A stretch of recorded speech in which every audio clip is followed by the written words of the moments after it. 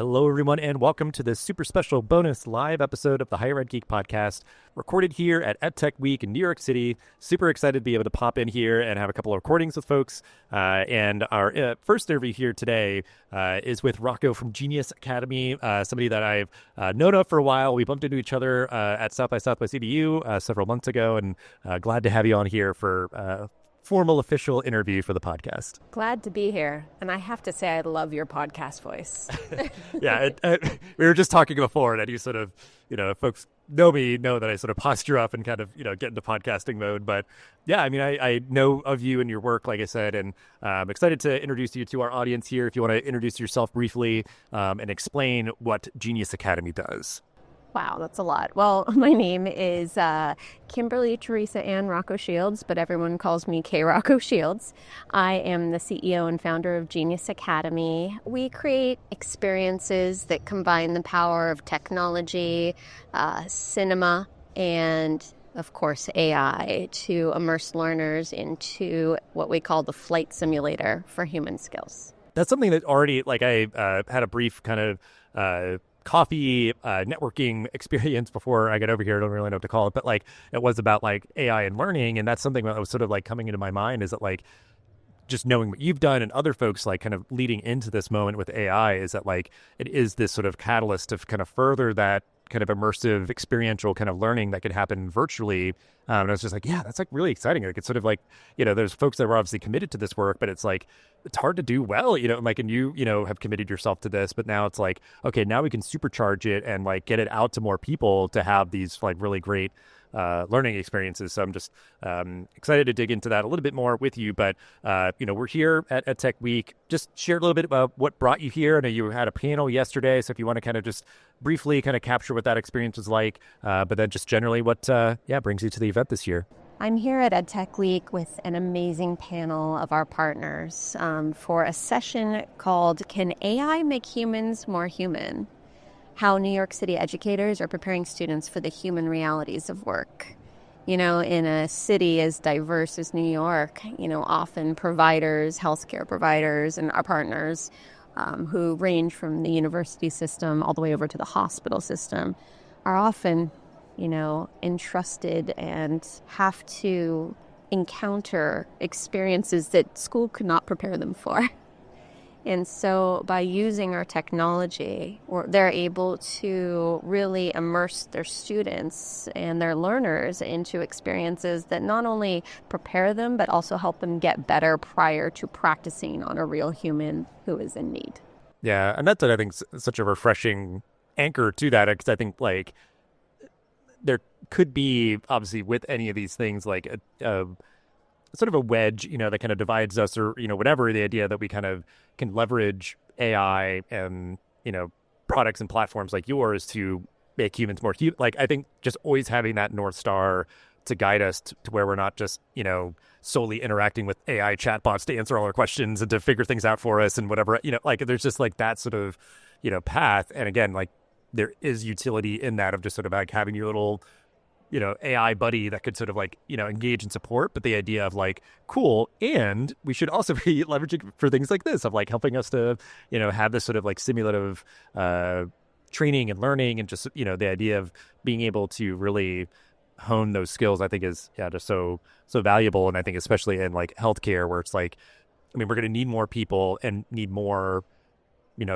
qualified, better people, just keep sort of elevating the level of care and expanding the ability to provide, more care to more people and just all those things. So I guess if you just want to sort of expand on sort of your approach, because I think that is what's really exciting to me, again, just seeing that there's sort of now even more kind of energy or interest or ability to do more of this kind of stuff. If just talk a bit how you and your team achieve this sort of immersive, simulative kind of learning experiences, because you were giving that kind of good example for healthcare. If there's just maybe another example of just what this looks like, this sort of philosophy, the strategy when it's put into place.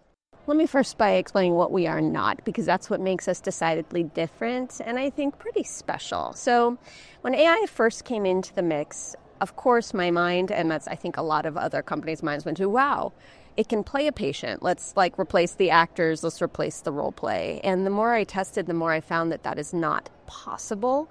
There's a level of falsity, and as well as like, you know, AI cannot cry, it cannot emote, it cannot retain. And when you're looking, and this is like the chatbot concept. I'm sure you've seen it. Like there's lots of role play chatbots.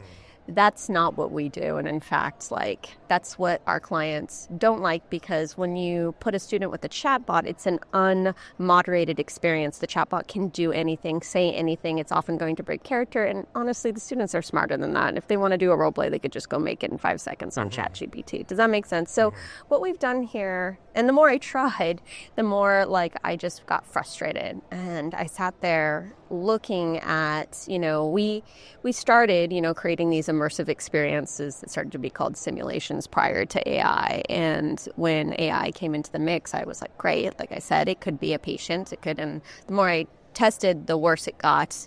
And although it's made strides, it's very, very difficult to create the level of experience that I think students want to see. And I sat there looking at it and, you know, having our simulations used in hundreds of classrooms, I came up with this idea because at the same time, my father was very ill with what we call a comorbidity of mental health and addiction issues. And I was trying to find him a provider that could help him. And despite me getting him the best of the best, no one resonated with him. And I thought, gosh, I wish those providers had this technology and had our immersive experience, because maybe they'd be better at working with, you know, humans. And then it occurred to me, wow, how do I even know this is working? And I developed what we call the Immersive Practicum Lab, which instead of having AI be the experience, we have AI be the assessment and the feedback engine. And it's kind of a proctor, an assistant clinical supervisor, and like a TA all in one. And so students watch our high fidelity cinematic videos. They upload video responses. It's kind of like the next gen interactive video experience. And AI analyzes those recordings and gives them feedback on their skills in real time. And what this does is it creates a rubric-backed experiences that educators could stand by and look at students without bias. Like analyzing these recordings or watching them would take hours and hours and hours and hundreds of people, and we could do it in this real-time experience. And what we're seeing is students that are going through our system are getting better and better and better every time they do it, which is amazing. And we're seeing such great change. And I'm just so grateful, because it's like, if I could put better providers into the world and prepare students for tough cases like my dad, the families of those people and those people that suffer, you know, won't have to go through what we did.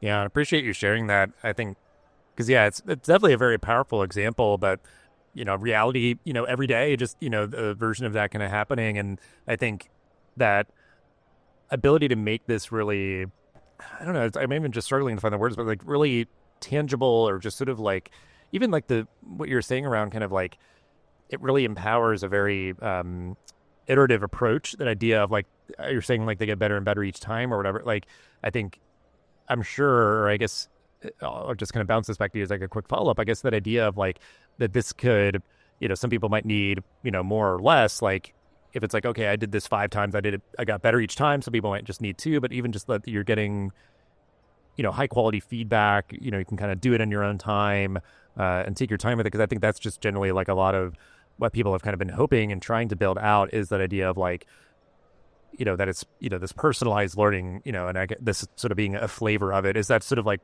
what you've seen, or what you sort of anticipate, I guess, with how you build it? Is that like, yeah, we imagine that some people might need to go and try this and practice it and get the feedback more times than other people? Yeah, it's actually fun to kind of analyze the data at a very high level and see, you know, what groups and who is going back and redoing it. And, you know, often it's the tougher the case, the more they repeat, you know? Right. We don't make cookie cutter simulations. They do not look like cartoons. They are like, when I say high fidelity, what we're doing in our secret sauce is we're taking that, you know, that feeling you get when you watch Netflix and you're watching it and you forget that time and space exists and you start to like live a life of a character, like, you know, as if it's your own life. You cry, you laugh, you're like, there is actually a pedagogy behind that. There is a deliberate crafting of how filmmakers can reel you in, and it's just manipulating the elements in a specific way. And it can engage parts of your brain to create this thing called cognitive empathy, which makes you resonate and make you feel like you're there. That power is not easily replicated in any other medium or format. Yet we're always going to like VR or like, high stakes, very expensive methodologies. And so our approach is simple, to take that power of cinema and we bring the students in with this very high level thing they're watching. And like I said, it's not cookie cutter. It's sometimes very tough material. But as a healthcare provider, it's a tough world. And, the fear around making a mistake in real life and the mistakes that are made in real life, because often they're practicing for the very first time on real people. To be quite honest, someone attempts suicide every 40 seconds, and 50% of those people saw their primary care provider within 30 days. And those primary care providers are missing it because they sometimes, they do not see and they do not know the signs. And so we have an amazing power to change that. Well, and I think it's like even just the idea of like more exposure and practice and just like hands-on exposure to this kind of stuff as you're, especially just like, okay, I'm a student, I'm expecting this, I'm sort of looking for opportunities to like kind of test and, practice and everything. Like it's good because you can understand a lot sort of conceptually, but then like when you're in that room supporting that person, and even just, we're using healthcare, I think, is a really a very relevant example here, but it's like, it's social work, it's education, it's like all these things where you're just sort of like exposed to humanity, to people, just life, just, the ups and downs and everything in between, like, so that idea of you can be, just providing really good service and care, but then like, be really honed to those sort of things of like, this is what this could look like for real, versus being like, oh, just be aware of, this, that, the other, like reading it in a book. And it's like, yes, of course. Yeah, I'm going to do that. But it's like, what if you were like in that room and doing it? And then that idea of like practicing and all that, like just more reps, like is just always good, So I think, just having it, the ability to do it in a, really high fidelity way, in a very, again, all these words I think that are so kind of indicative, or kind of like the just immersive, like it's just all that, just, it feels really like it captures this really well. But what we do at Genius Academy, healthcare is just our first focus. You have to start somewhere, and there's obviously the pressing need and the mission, my personal mission. But as I've met more and more people and they've had a chance to witness our technology, the use cases are infinite. And so we had the amazing opportunity to partner with nonprofit Learning Ally, whose focus is to help literacy. And one of their main focuses is to help educate teachers on how to work with students with dyslexia.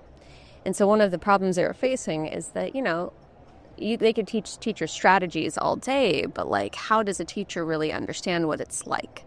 And so what we're able to do is partner with them and create an experience where we drop in educators into the shoes of a dyslexic child, and they are in the classroom looking through their eyes, actually feeling and going through the experience of being in classroom, needing to give an oral report, even trying to give homework, do homework after school. And those very simple things are so difficult for a child. And so we are rolling that out to thousands of teachers across Texas and the United States. And the feedback has been incredible in terms of increasing empathy, but also the ability to really understand how teaching practices could be improved to work with that population. Yeah, that sounds amazing. I think, because I think there's so much about like the way that we educate professionals in, these areas that we've mentioned that I think have just been kind of the tradition for a while, or just like, oh, well, they do student teaching, or, oh, well, they do that. But it's like, I could just imagine that there's obviously just going to be limitations on any of those sort of, when you do sort of an internship or whatever else, like you get what you get. Like you could get like, oh my God, yeah, I had such a great experience. I got exposed to so much, different things, and it was just really a formative experience. Or if it's just sort of like, okay, well, like where I student taught, like I just didn't really get the experience to do all the things that, I legitimately should know and could get exposed to and just need to know how to handle, or whatever else. So if it's just like, okay, we're going to make sure that every teacher education program, has the opportunity to, understand how dyslexia shows up for students, or, just any of those things. I think, it's just that would be sort of this, catalyst for people to really kind of rethink or reimagine what their professional education, professional preparation programs, whatever they are, could look like, versus it being sort of just the kind of like dice roll of just sort of like, well, this person had a really great exposure to a lot of different things. And, because I'm just thinking of this as a scenario where somebody like 5 years down the line has a dyslexic student. It's like, I never learned how to deal with this in my, whatever. Like the idea of like, you'd want to make sure that it's like, okay, we definitely want to embed this in, their coursework or whatever else. So really appreciate that you're sort of, kind of interfacing with just, these concepts and the ways that we can kind of create the really, immersive, high fidelity, simulative learning experiences for students, no matter what the kind of discipline is. So as we wrap up, though, because I think, we've kind of identified a few kind of trend lines and things, but if there's anything else, any other trends or just sort of like resources, advice, stuff that you'd want to share for the higher ed leaders listening as they're thinking about how to approach their learning strategy, how they're developing their learning content and everything, just how would you like to close this out? You got the final word here.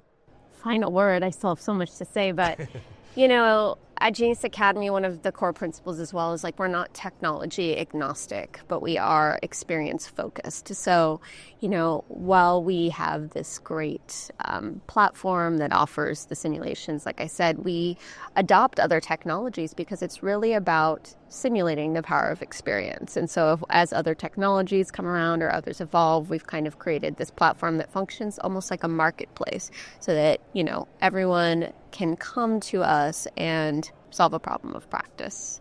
You kind of touched on a moment ago the fact that we or professionals are often dropped into situations in which they weren't taught to handle. And I think that's the reality of every profession, truly. And so the more that we can think outside the box and get creative and think about how we could really prepare humans and people to just be better, that's how we're going to change the world. And that's what I'm excited about. Yeah. That was a beautiful place to end the episode. We'll consider this like a teaser trailer for you and your work and everything else. We'll make sure folks have a way to connect with you and Genius Academy and the description for this episode. But just thank you so much for hanging out here, talking a little bit about your panel and your work and everything. And just great talking to you. Thanks for having me.